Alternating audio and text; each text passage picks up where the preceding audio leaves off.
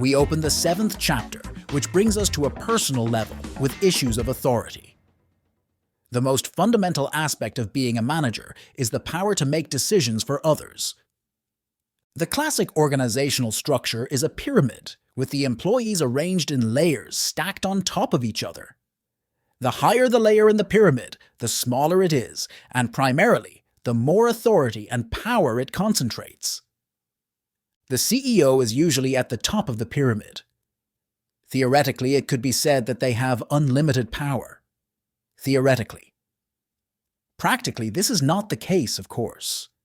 It's not the case because even those at the top of the pyramid are situated in a context, in a specific system of laws, values, and limitations that strip away some and perhaps a significant part of their power. We will map power limitations from the external and distant to the internal and close. First, every manager is required to comply with legal guidelines. For instance, the law in Israel, or more precisely, the interpretation of the law by the courts, does not allow firing an employee without a hearing conducted with an open heart and willing mind. In other words, even the most senior manager in the organization, even if they are the company's owner, is not permitted to perform the seemingly very basic action of telling an employee, "You are fired." Other forces, such as workers' unions or regulators, strip away some of the manager's power at the organization's top.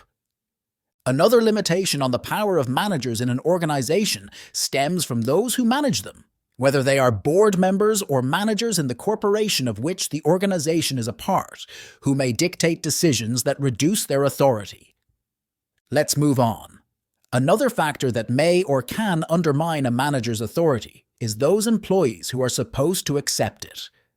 Despite the clear organizational rules understood by all players on the field, it happens more than once, twice, or thrice that managers at a higher hierarchical level fail to impose their authority on employees at a lower level in the pyramid. In other words, to use authority, it is not enough for one side to have authority. There must also be a second side that accepts it. Without a side that agrees with the authority, it simply disappears. Of course, we know that operating without managerial authority becomes impossible over time, and that an employee who does not accept authority cannot remain in the organization. Nonetheless, we all know many examples of those who rejected their manager's authority for extended periods without being required to leave. What should be done in such a situation? How do we act when an employee does not accept our authority in certain situations? It is clear to us that the answer cannot be related to authority itself. Authority cannot be gained through authority. It is impossible to order someone to accept our authority. They either accept it or they don't. This is an important point because it sharpens the distinction between two concepts: external authority and internal authority. External authority is granted to us from the outside by someone who appointed us to the role. They placed us on the organizational chessboard, and we have the power and authority to move on the board within the game's rules. We expect all other players to adhere to the same rules. It would be great if it always worked that way, right? But as mentioned, sometimes we are playing against someone who decides not to accept the rules. What does it actually mean? What does it mean when an employee does not accept the authority of their manager? This means they have a higher authority than the external authority that dictates the game's rules. This is internal authority. Internal authority is the permission we give ourselves to take authority and use power over someone else. Internal authority is related to our personal connection to the concepts of power and authority. Some find power and authority threatening, and some feel comfortable with them. Our relationship with power and authority is deep. It is nourished by our earliest connections with sources of authority around us, usually parents and older siblings. It develops and shapes as we grow and encounter additional authority figures and begin to practice authority over others. This relationship to the concepts of power and authority is called internal authority. The environment feels our internal authority. We recognize it when people say someone is strong, dominant, or confident. What does it mean? It means we perceive them as someone who feels comfortable with their power and authority. In a very rough sense, the more comfortable we feel with power and authority, our internal authority is higher. Conversely, the less comfortable we feel around power and authority, the lower our internal authority is. If we postpone decisions to part ways with employees because they might not like us, or if we find it difficult to have tough conversations and keep delaying them, we may have issues with our internal authority. It is said that our internal authority is balanced when we are not afraid of our power and authority and feel comfortable using them, and on the other hand, we do not need them in every interpersonal interaction. When we encounter someone who does not accept our formal, external authority, meaning someone who rebels against the rules of the game, it indicates that perhaps their internal authority is not balanced. We will expand on this later. Let's summarize what has been said so far. Our authority to use the power given to us by others to impose our will on that of our employees. This is external authority. Most of the time, our employees will accept it. Our internal authority is related to our attitude toward the fact that we have the power to impose our will on someone else.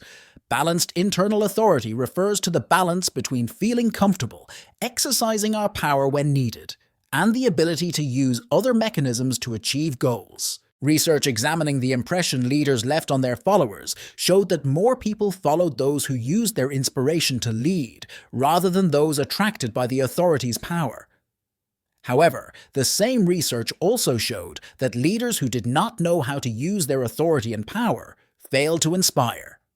This means we need to be able to use external authority to lead without actually using that authority. Sounds strange? This is precisely that balance point of internal authority we mentioned. An imbalance in internal authority can manifest in several ways. We will address 3: rebelliousness, issues with authority, and invisibility. Rebelliousness is a destructive action. It is a challenge to the rules of the game. We rebel when we no longer accept the authority above us. We change the rules. Rebellion is neither good nor bad. It depends on the context. For example, if we think of enslaved people rebelling against their enslaver to gain freedom, we would consider them to be morally right because they are fighting against immoral laws. Several hundred years ago, this would have been considered an immoral act opposing the laws of nature. In the context of leadership, rebelliousness is also context-dependent. Some leaders rebelled against conventions and were considered trailblazers, and this was one of their sources of attraction. Leadership often plays around rebelliousness. The issue is that when our internal authority is unbalanced, we might rebel to destroy rather than build something new. Let's take the familiar story of a deputy CEO rebelling against the CEO because she gave his colleague authorities he believed should have been his. He is not rebelling against conventions to promote something. He is rebelling because he wants to harm, because his ego is hurt. This is an example of unbalanced internal authority manifesting as rebelliousness. Authority often involves responsibility. When our internal authority is unbalanced, we might find ourselves excessively preoccupied with our realm of responsibility. A sense of too high authority can manifest as a desire to take on more and more responsibility and accumulate as much power and influence as possible. In such cases, when someone or something limits us or stands in our way to gain more power and responsibility, it will cause incredible frustration and likely lead to conflicts and environmental struggles. A classic example of this situation is people who are very sensitive to someone deciding for them. Their immediate reaction to such a situation is resistance. When someone dictates something to them, their interpretation is that the person is encroaching on their territory and cutting into their freedom, which is an unbearable feeling for them. By the way, it is not unlikely that they reached their senior position precisely because they tended to expand into growing areas of responsibility and influence. A sense of too low authority may lead to difficulty taking responsibility and an unconscious desire for someone else to take responsibility for us. Those who lean in this direction might find themselves clinging to figures who take responsibility. In some cases, this can also lead to a sense of victimhood. Unbalanced internal authority can lead to invisibility. This can manifest as avoiding being at the forefront in various situations, preferring to stay behind the scenes, and riding on someone else's coattails who shines in front of everyone. This does not have to be a dramatic phenomenon like a fear of public speaking. Sometimes invisibility can appear in front of certain people and at certain moments. In conclusion, we all have issues with authority. As always, we encourage you to be aware of what is usually hidden from view: internal authority. Examine when and in what situations, or in front of which people, it goes out of balance, whether you tend to overuse or underuse your authority and power.